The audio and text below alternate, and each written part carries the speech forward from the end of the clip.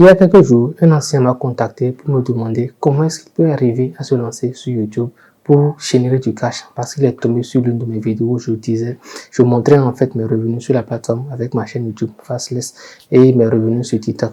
Et ce n'est pas la seule personne qui me contacte. Vous savez, je ne fais pas mes vidéos en fait pour vous inciter à vous lancer dans une niche en particulier. Je fais mes vidéos pour vous dire tout simplement qu'il est possible de générer de l'argent avec YouTube, quelle que soit la niche dans laquelle vous désirez vous lancer, et que ça va être à vous maintenant de choisir la niche qui vous correspond.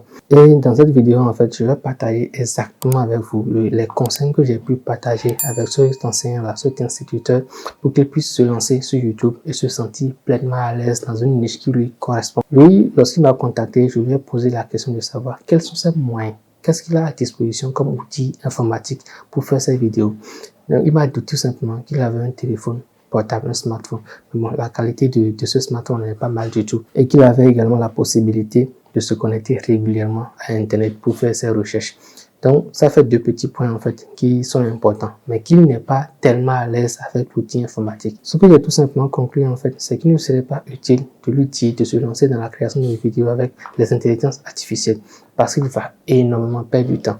Ce que je lui ai conseillé tout simplement, c'est de se lancer en tant que créateur de contenu sur YouTube et de garder sa casquette d'instituteur.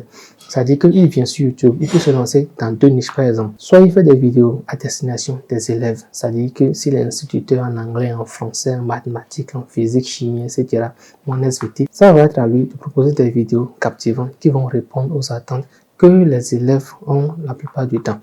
Du coup, ce que je lui ai conseillé dans cette niche-là, c'est de faire des vidéos sur comment réviser ses leçons, comment il faut se préparer lorsqu'on va, par exemple, à un examen plan, à l'examen national, comment il faut éviter en fait d'avoir des professeurs comme ennemis à l'école, comment il faut réagir quand on se retrouve harcelé par des élèves de sa classe ou par des élèves beaucoup plus âgés que nous, quels sont les types de comportements à avoir, ce qui va en fait te permettre de ne pas redoubler de classe à chaque fois, comment est-ce que tu peux en fait arriver à apprendre tes leçons, etc.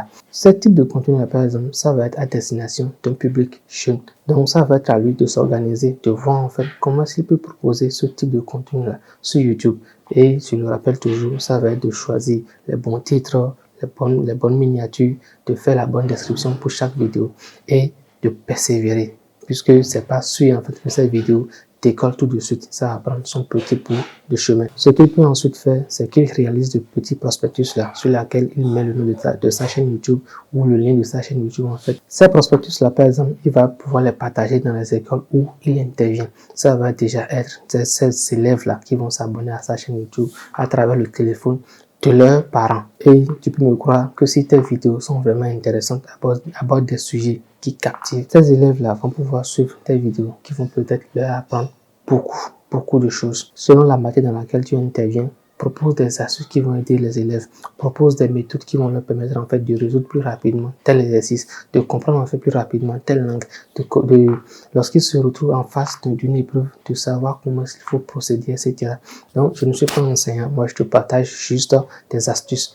C'est à toi maintenant de te poser, de voir par où est-ce que tu pourras commencer. La deuxième grosse niche dans laquelle il pourrait se lancer en tant qu'instituteur, ça va être de parler d'argent. Tu viens sur YouTube, tu crées ta chaîne, tu fais tout ce qu'il y a comme paramétrage et tu es posé.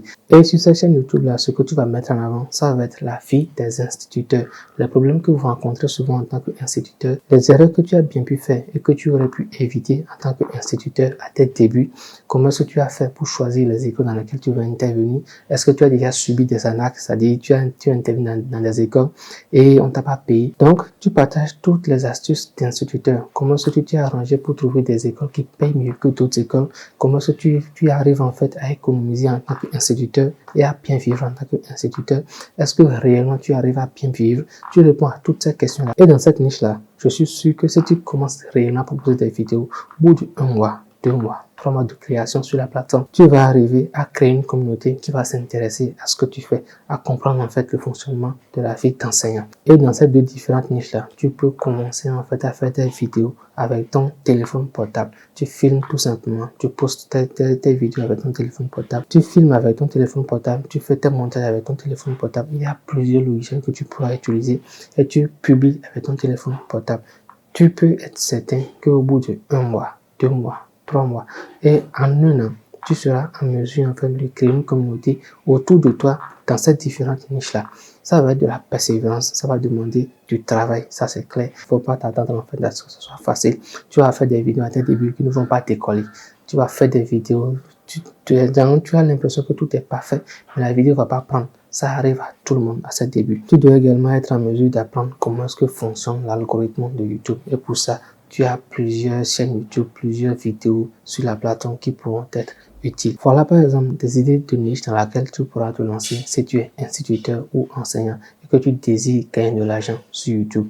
Ça, c'est une niche en fait qui pourrait te passionner, qui pourrait te permettre en fait de générer du cash. Apprendre en fait comment ça fonctionne YouTube et de faire tes premiers pas facilement, sans pour autant être contraint de faire quelque chose que tu n'aimes pas. Il faut qu'on arrête en fait de se mentir. Il n'y a pas que la niche business en ligne qui va en fait te permettre de gagner de l'argent sur YouTube. Il n'y a pas que la niche des intelligences artificielles qui vont te permettre de gagner de l'argent sur YouTube. Trouve ce qui te passionne. Fais des vidéos dans cette niche-là. Tu vas voir que tu vas décoller très rapidement. Donc, voilà l'information que j'avais à te partager dans cette vidéo. Si ça t'a été utile, n'hésite pas à t'abonner à la chaîne et à activer toutes les cloches de notification pour ne rien manquer de mes prochaines vidéos qui vont venir. On va se dire à la prochaine pour une toute nouvelle vidéo. Peace out.